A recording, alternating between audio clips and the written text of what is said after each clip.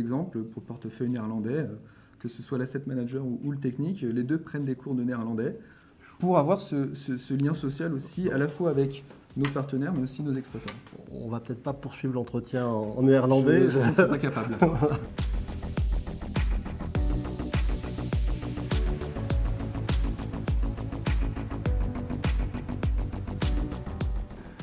Bien, bonjour à tous. Nous sommes dans une nouvelle séquence de Thé Café au SCPI avec Peter Travaillé, que j'ai grand plaisir à accueillir. Merci. Alors, t'es quoi, toi? T'es thé, café Alors, habituellement café, mais vu les dernières chaleurs, je dirais thé glacé. Ah, pas mal, pas mal. Monsieur a de l'esprit.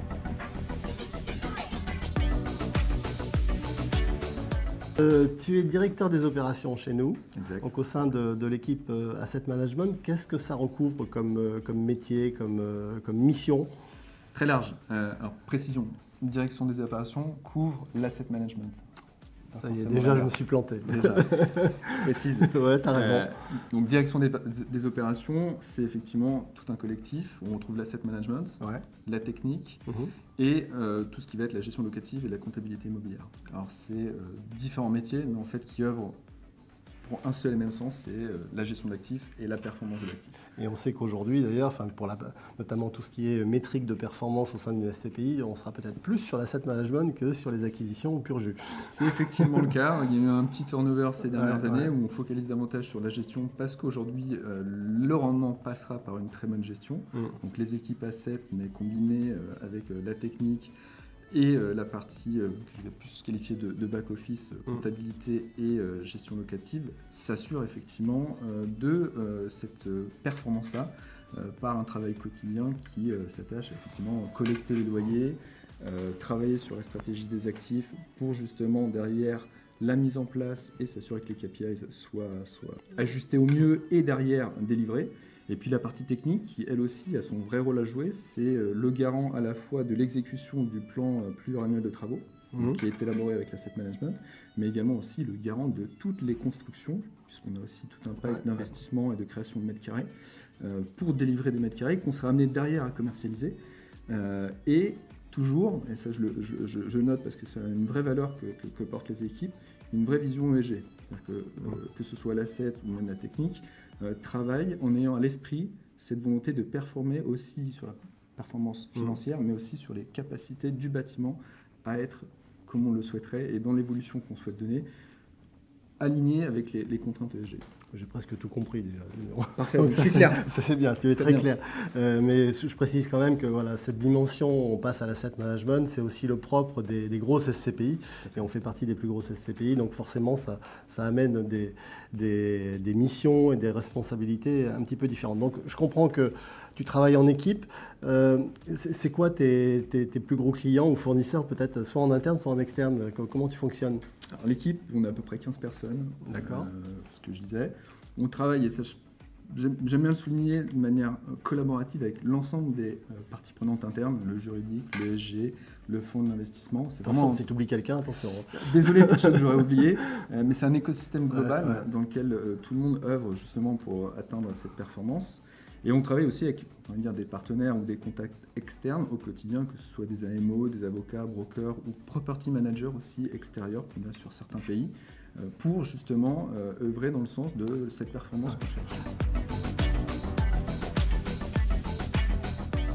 Alors justement, on sait que Pierre Val Santé est investi sur 9 pays, donc on se dit une équipe dans chaque pays, ou comment on fonctionne pour s'assurer qu'on ait bien compris les règles des uns et des autres dans chacun des pays, qu'on fonctionne au mieux et puis on n'ait pas émis nos intérêts pour performer au mieux. Exactement. Alors pour justement faire face à l'ensemble de ces enjeux, interne, on est calibré finalement par zone géographique. On a des asset managers, des techniques qui sont dédiés à ces zones-là, justement pour appréhender les contraintes locales, les subtilités du monde de l'immobilier en local et spécifiquement du monde de la santé.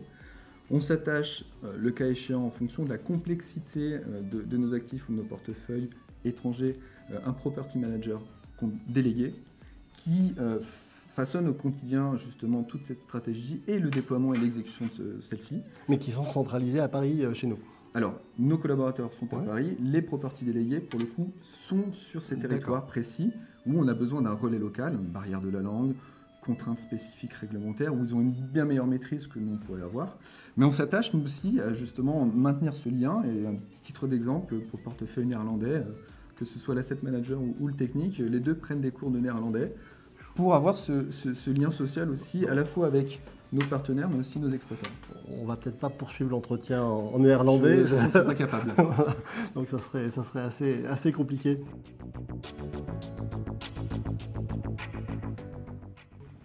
Et donc, au niveau de la spécificité santé, donc tu nous as parlé de la spécificité par pays, avec des règles juridiques, économiques aussi un petit peu différentes, etc. Mais qu'est-ce que la santé donne comme particularité à ton métier ? Est-ce que c'est très différent parce que je crois que tu viens du commerce, toi, est-ce que c'est très différent en matière de santé ? Il y a une différence, quoi qu'il arrive, puisque c'est pas le même univers, mais il y a beaucoup de similitudes. Et c'est vrai que si on prend intrinsèquement le métier de l'asset ou de la technique et de la gestion, c'est œuvrer dans le sens de la gestion de l'actif, donc de sa performance. Il faut simplement adopter le schéma suivant, et Orial en est l'exemple même, SCPI dédié santé, de considérer qu'en face de nous, ce sont des acteurs de santé, donc qui finalement sont exploitants de notre immeuble et donc doivent travailler sur la qualité de leur bâtiment, la qualité de leurs prestations également. Et nous, on s'attache effectivement à ce qu'on puisse leur fournir finalement l'outil adéquat pour pouvoir réaliser l'ensemble des opérations, des prestations qu'ils font. Et donc, effectivement, le driver reste la santé. Donc on se doit aussi, dans le cadre de l'ensemble de nos relations avec partenaires ou contreparties, penser quel sera in fine l'usage de ce produit pour que je fasse ça de mon immobilier qui permettra justement à l'exploitant de perdurer dans le temps et de créer cette fameuse relation. Alors entre l'exploitant et toi, qui est-ce qui tient la baraque, qui drive, si je reprends ton expression, l'un ou l'autre, c'est un bon échange ou il y en a quand même un qui est le boss de l'autre ? En fait, l'un va pas sans l'autre. D'accord. Lui fait l'exploitation, on gère l'immeuble. Forcément, on doit chercher l'alignement d'intérêt. Donc ça passe par des échanges réguliers, récurrents, qu'on le veut le plus souvent justement pour s'assurer que l'alignement est toujours présent. Vérifier que ce qu'on a ambitionné ou ce qu'on a envisagé ou ce qu'on est en train de déployer reste toujours aligné. Ou ce qu'on a délivré. Ou ce qu'on a délivré aussi. Et effectivement, il n'y a pas de un tire plus la couverture de l'autre, puisque ça viendrait forcément être préjudiciable pour l'un ou pour l'autre. L'objectif, c'est vraiment de trouver la bonne équation, le consensus, qui fasse que l'exploitation et l'immobilier coexistent sur un outil qui permet du coup à l'exploitant de pouvoir avoir l'outil adéquat et réaliser l'ensemble de ses missions, et nous, de notre côté, dégager la meilleure performance sur le long terme. Mais alors, en fait, on dit, nous, souvent, on est très fiers de ça, de dire que le portefeuille est quand même très récent chez nous, etc. Donc, ça veut dire qu'on est plutôt attiré par le neuf, donc finalement, tu n'as plus de boulot, toi. Pas que. On a effectivement des actifs qui nécessitent parfois à se poser quelques instants, voire quelques heures, sur une vraie réflexion, l'éventualité d'une reconversion d'actifs, le devenir de cet actif-là. Je parlais tout à l'heure de l'ESG. C'est une vraie réflexion qui est portée par les équipes, c'est-à-dire que oui, au quotidien, on œuvre pour collecter des loyers et assurer la performance, mais qu'est-ce que la performance si derrière on ne pense pas à l'avenir ? Et donc forcément, dans l'instant présent, on doit penser à toutes ces problématiques-là futures qui sont relatives à l'ESG par exemple, mais aussi aux problématiques d'exploitation que peuvent rencontrer nos exploitants liées à des phénomènes conjoncturels. On a des acteurs qui aujourd'hui sont en train de repenser leur mécanique, leur fonctionnement. Et on se doit, nous aussi, d'un point de vue immobilier, de pouvoir réfléchir à structurer notre immeuble pour qu'il soit en adéquation avec les contraintes de l'exploitant. Alors justement, tu parles de ESG. Est-ce que le ESG, le label ISR notamment, est-ce que ce n'est pas un sujet franco-français plutôt ? Est-ce qu'il est autant partagé par nos amis, par nos compatriotes étrangers ? Ou est-ce qu'ils n'ont pas besoin de normes pour faire les choses aussi bien que nous ? Il y a des différences notables par pays et j'ai envie de dire des ambitions qui sont plus ou moins partagées. Je vais être très clair. En France, c'est vrai qu'on est plutôt pionnier avec une vraie volonté. Et un vrai label. Et un vrai label. Et une vraie norme. Exactement. Sur d'autres pays, il y a des nuances à apporter. Il y a, et je le note, une vraie volonté de vouloir progresser, mais on ne part pas du même point de départ. Donc forcément, il y a des distorsions. Et je le vois sur les dernières discussions, notamment en Irlande, là récemment, on a œuvré sur la réarticulation de nouveaux baux sur notre patrimoine, c'est à peu près 7 actifs. On a travaillé avec l'exploitant justement sur toutes ces composantes ESG et il nous a expliqué ses contraintes aujourd'hui, ses volontés de vouloir performer sur ces aspects-là. Donc il y a vraiment là aussi un alignement d'intérêt qui fait que on se doit, nous, de par notre label ISR et nos ambitions ESG, porter ça au-delà de nos propres frontières, donc aller sur l'Europe et sur tous les territoires où nous sommes présents, mais surtout travailler de concert avec nos exploitants. Parce que nous avons peut-être le premier input, mais derrière, c'est l'exploitation finalement qui consomme de l'énergie. Donc c'est travailler aussi avec l'exploitant sur cette réflexion et sur sa capacité lui aussi à pouvoir transformer son quotidien, transformer ses outils, pour rester le plus aligné avec nos ambitions. Ouais, en fait, c'est sublimer finalement l'exploitation et l'usage finalement que l'exploitant va faire de son bien auquel tu auras contribué dans son évolution, dans son adaptation, etc. Donc si je comprends bien, ils vont aussi bénéficier de notre expertise avérée, avec maintenant un joli recul sur notamment tout ce qui relève de l'ESG, etc. Donc c'est un échange de bons procédés finalement. Un échange de bons procédés qui, à terme, aura aussi la faculté de pouvoir justement afficher de performances,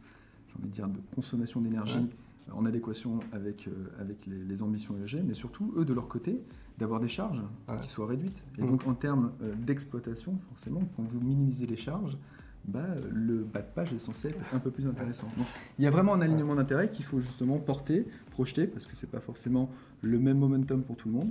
Mais on fait en sorte que cet alignement soit le plus rapproché possible. Donc en fait, tu n'es pas qu'un centre de coût, tu vas délivrer aussi des éléments qui vont nous aider dans la valeur ajoutée. Donc justement, c'est quoi l'élément peut-être le plus remarquable pour toi en matière de délivrance, de création de valeur ? De création de valeur.